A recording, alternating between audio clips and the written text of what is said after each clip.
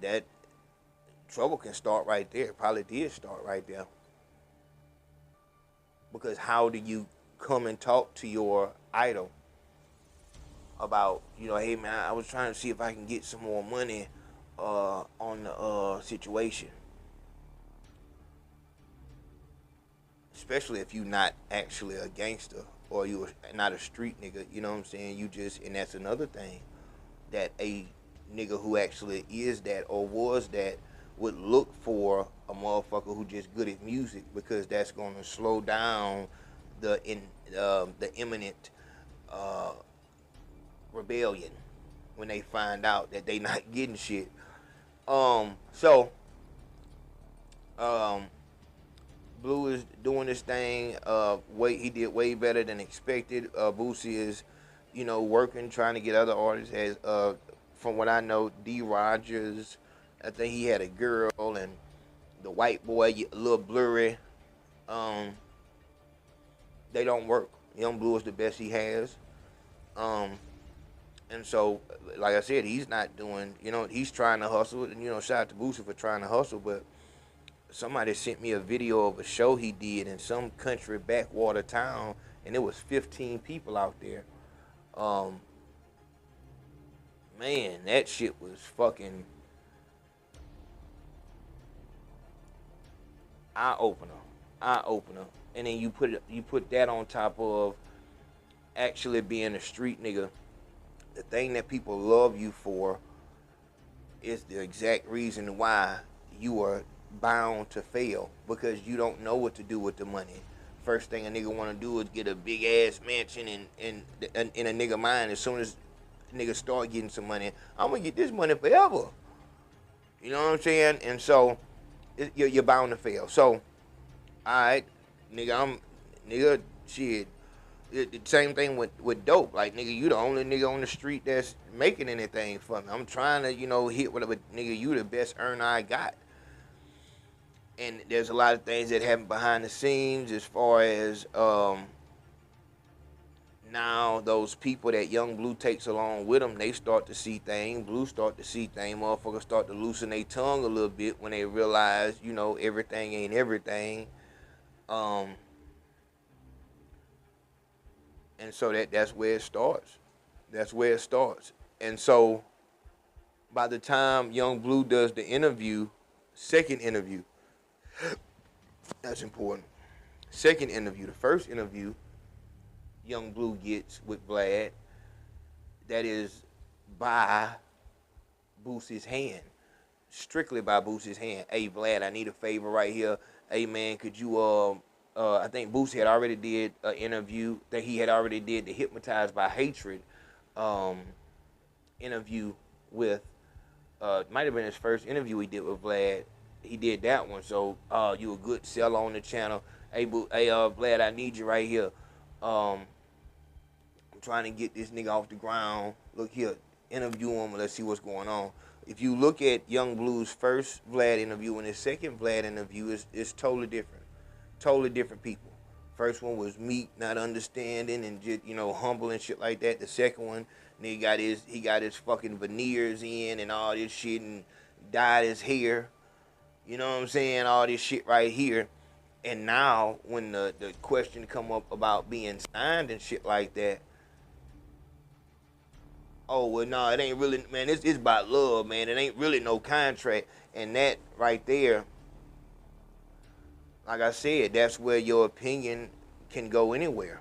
It can go anywhere at that point, because it's like, oh, whoa, hold on, big home.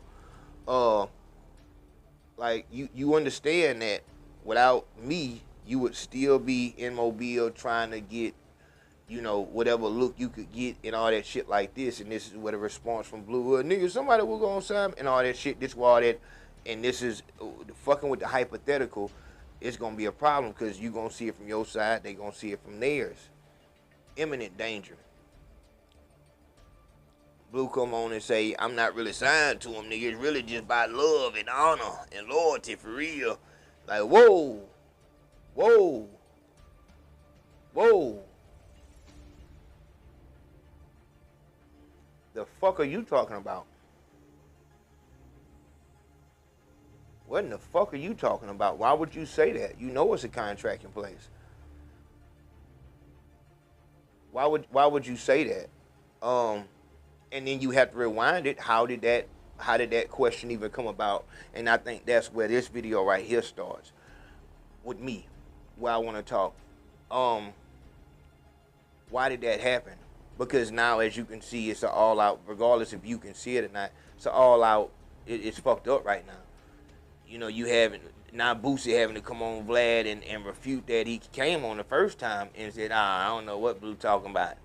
You know what I'm saying? And then from there, you got, hey man, I'm trying to buy myself out the deal and shit like that. Because now once you get into the industry, you realize Boosie is just a runner. He's a runner. He got a situation because of his notoriety to where it's pretty much like when Cash App tell you invite a friend and you get, you know what I'm saying, $15 is that shit.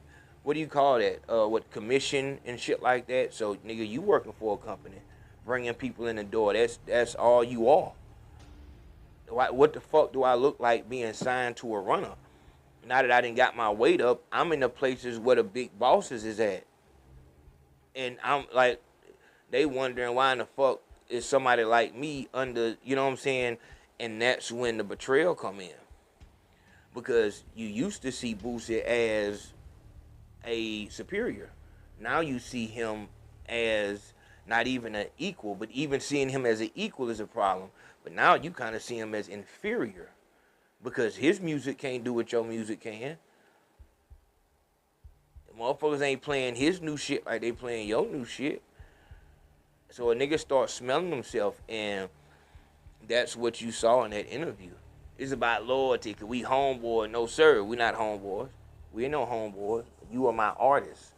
Whoa, I'm not nobody artist. I'm my own artist. The fuck are you talking about?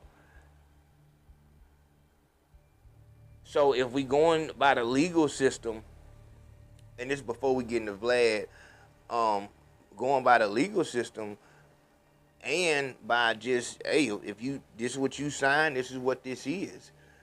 Regardless if, you know what I'm saying, a nigga, you know, is a runner, whatever the fuck, nigga, you signed the contract saying this, you owe me this many albums, this right here. So let's handle business the right way. And then you can go on Blue side like, nigga, I thought you was the fucking man. Nigga, that's why. Nigga, you really played me on some shit and you used my admiration for you against me. You knew this was a bullshit deal and you just saw my eyes being big as fuck, seeing a BMW for the first time. You let me get behind the wheel or whatever the fuck. And you smiled like, you know what I'm saying? And that's bullshit.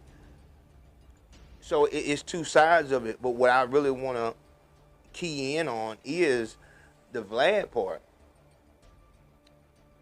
Because Vlad, was he being a friend of Boosie by throwing Blue under the bus? And if that is the case, then you have to look at him as being a snake to young Blue, somebody that he sat down with and spoke with as if it was all good. Vlad is your friend. Sat down with him and spoke with him like it was all good, it's all love. Oh yeah, man, hell yeah. But really this whole thing was to get the audio and the video of, you know what I'm saying, you being under contract. And that's why Young Blue saying it's not really no contracts was such a bit like, oh, whoa.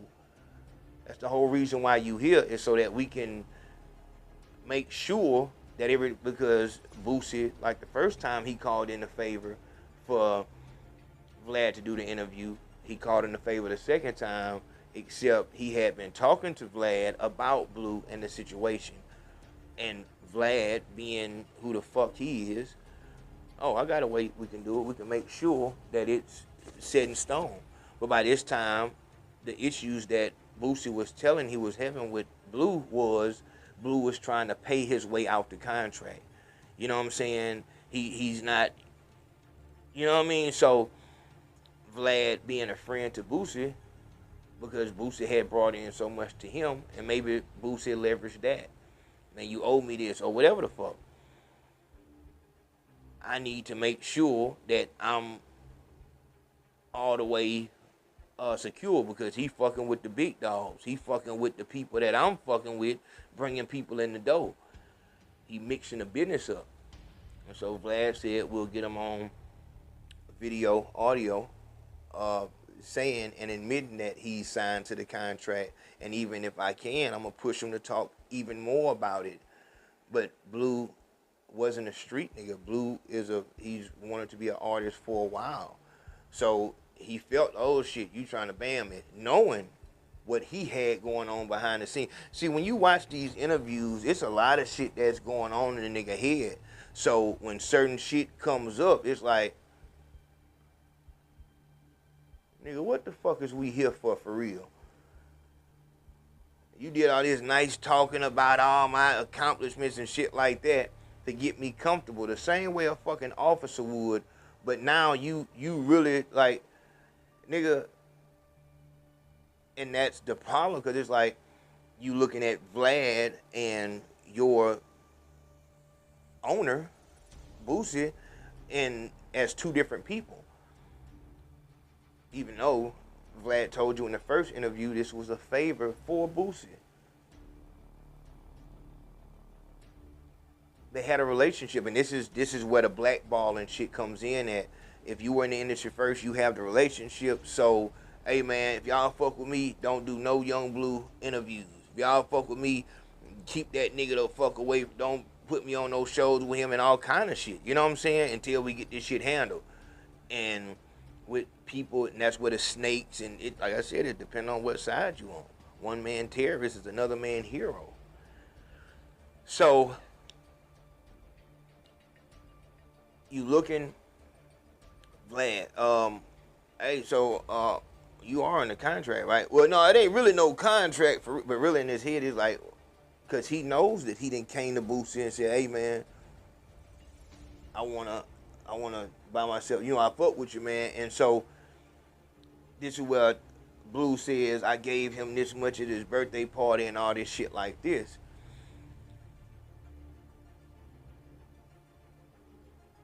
My viewpoint is, regardless of what type of business and infractions that you have with your situation, Vlad, the person, regardless if it's Vlad, Adam 22, Dirty Glove Bastard, whoever the fuck, you know what I'm saying?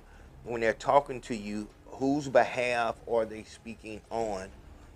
Are they there because they just love you as an artist so much and shit? Are they there because they just want to feed their audience content? Are they there because they need a title? Young Bleu walks out of interview. Are they there on the behalf of the person that you're under contract with? Or are they there on the behalf of the fucking police department or the family of the victim? And this is why I feel like it's so important that we have not only the No Negative News November campaign, go to change.org and make sure you sign that petition, but also the Show Your Face campaign. We need to know who these people are so that we can know what their intentions are. If you will just go and talk to somebody because you that fucking attention starved, whatever you get is what you get. No different than any other form of entertainment. We have the illusion that we need these platforms that have an audience, not understanding that without the artist, nobody gives a fuck. You go on Vlad shit and look at, even though there are some things that Vlad can do to get a lot of attention, but eventually it will go away.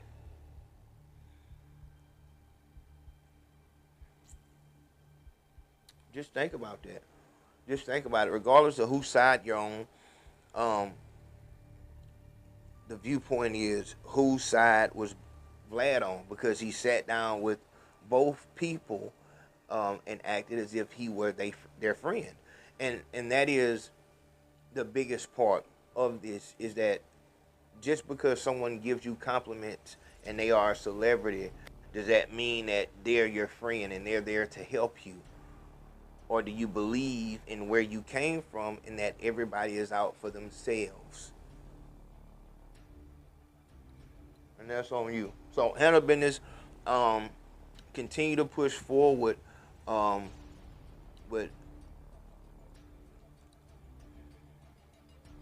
you're gonna have to do work. There is no fast way around this shit. It's gonna be work. Get the shit together, be home.